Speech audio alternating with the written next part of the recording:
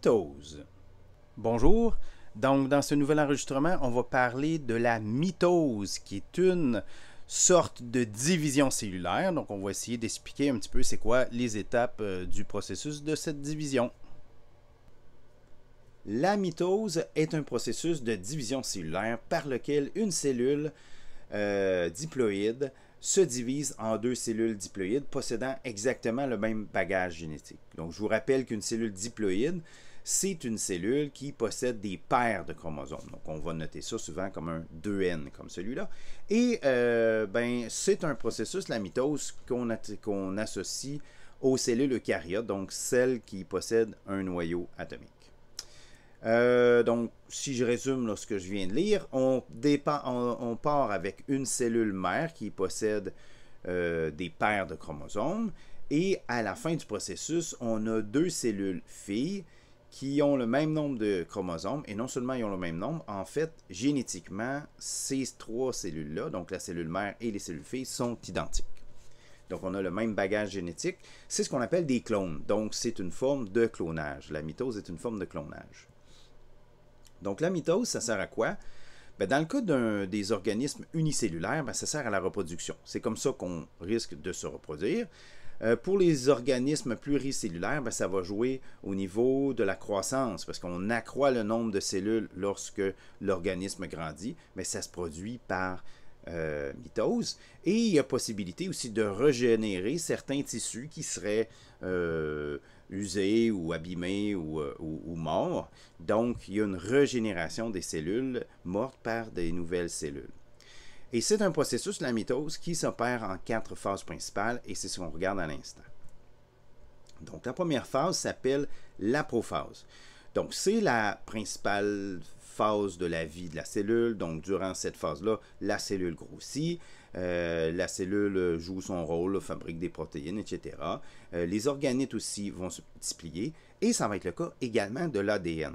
Donc, l'ADN va se dupliquer, et lorsque l'ADN sera dupliqué, la cellule est prête à se diviser. Donc, à ce moment-là, la chromatine, qui est l'information génétique, en fait l'ADN sous forme de filament, elle va se condenser et ça va faire des espèces de petits bâtonnets, les chromatides, qui vont se joindre en leur centre, qu'on va appeler le centromère, et ça va me donner des chromosomes. Donc les chromosomes, c'est de la chromatine condensée.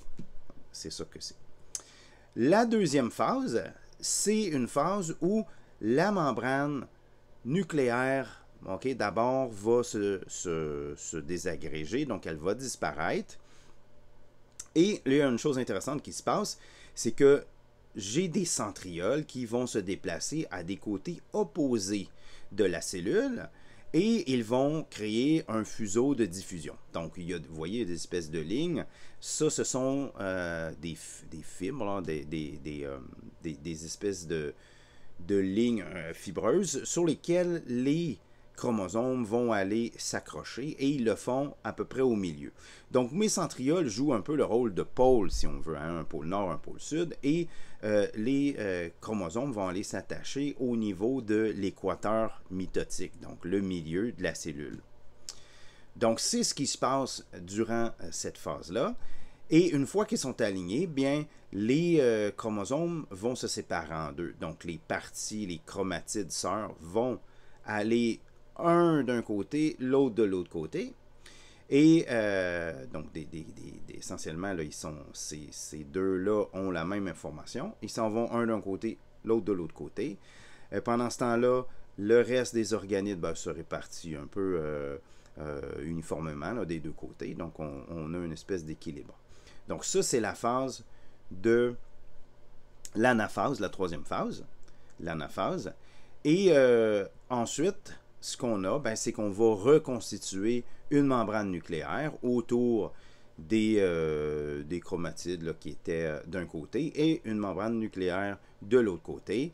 Et éventuellement, la cellule va se séparer en deux avec un noyau d'un côté et un noyau de l'autre côté. Donc, on se ramasse avec deux cellules et comme le bagage génétique est le même, c'est vraiment deux clones. Donc, génétiquement, ce sont deux cellules identiques. Donc, c'est sûr là, que ça se peut qu'il y en a une qui ait une mitochondrie de plus que l'autre, puis mais ça compte pas au niveau de la génétique. Au niveau de la génétique, ils ont le même bagage exactement, et ce sont toutes les deux des cellules diploïdes, donc ils possèdent des paires de chromosomes. Donc, pour résumer, la mitose, c'est le processus de division cellulaire par lequel une cellule diploïde se divise en deux cellules diploïdes possédant exactement le même bagage génétique. Ça sert à la reproduction d'organismes unicellulaires, à la croissance et à la régénération des cellules mortes pour les pluricellulaires. Et ça s'effectue en 4 phases principales, l'aprophase, métaphase, anaphase, télophase. Et l'idée, c'est de venir séparer mes chromosomes, de les aligner sur un fuseau de diffusion, puis de les diriger d'un côté vers un centriole et vers l'autre centriole avant de refermer la membrane nucléaire et de diviser la cellule en deux.